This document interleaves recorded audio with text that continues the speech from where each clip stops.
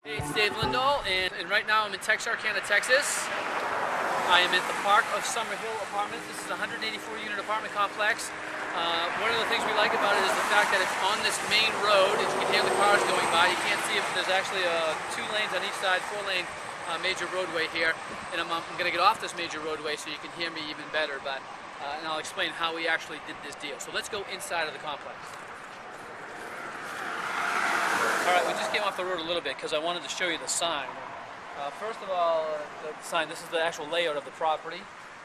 This is 17 different buildings, 181 units. We're actually over here on the property right now. We're going to go to the pool area next. But in here you'll notice there's just 2 laundry rooms, one here and one here.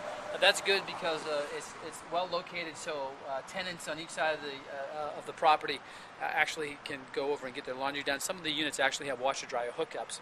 Most of them do. And then there's 2 different pools as well. It's so large that your amenities should be dispersed throughout the property so that people will actually leave if they have to walk too far to do the laundry.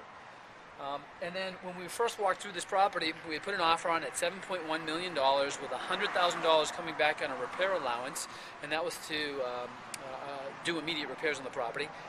But we hadn't come down and seen it. Being up in Boston, we put the bid on it first, and then we came down. And this is one of the first properties, larger properties I bought about 6 years ago. And in doing that, as I'm walking these buildings, notice up and I look and I notice that 7 of the roofs need to be redone. 7 of the 17 roofs need to be redone to the tune of about $100,000.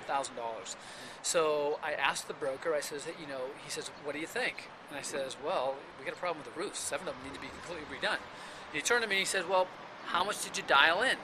And at first, that was the first time I heard the term dial in, so I didn't know what he was talking about. But I did know I didn't dial in for these roofs. So I said, I didn't dial in enough for these roofs. I said, we're going to have to go back to we're going to have to retrade with the owner.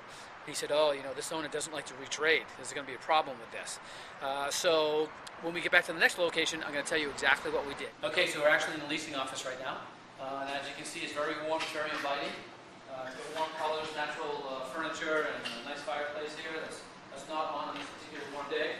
And we're going to walk through and we're going to go over to the pool. And here we are outside of the pool. It's surrounded by units, and when we bought this property, we had a problem with 7 roofs.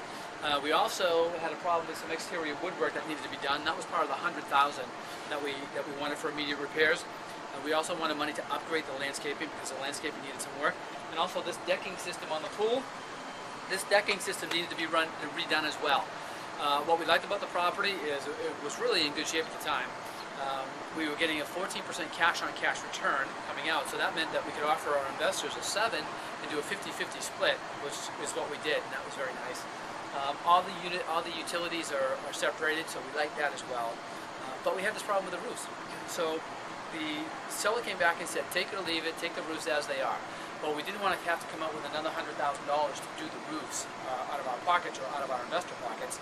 So we used a strategy of increasing the purchase price to $7.2 million and getting another $100,000 back as a repair allowance. Well, first the owner said, no, I don't want to do that because it's going to show as more capital that they made off of the property. And he's going to get taxed on it. And I said, no. I said, let my accountant talk to your accountant, and you'll see that this would be considered an expense because you're giving it back to me, the buyer. So he did that, and it turned out that the accountants got together, and whenever there's an attorney on the other side or a seller on the other side that's confused about a particular topic, have one of your experts come in and talk to their expert and explain it. So we had our accountant talk to their accountant was happy, and they gave us back the extra $100,000, so we were able to do the roofs. So we've actually owned this property now for almost 6 years now. It's been running very well. We did plan on selling it at year 5, but with what happened in the market in the last 2 years, we're waiting for cap rates to come back down again. But it's been cash flowing beautifully for the entire time.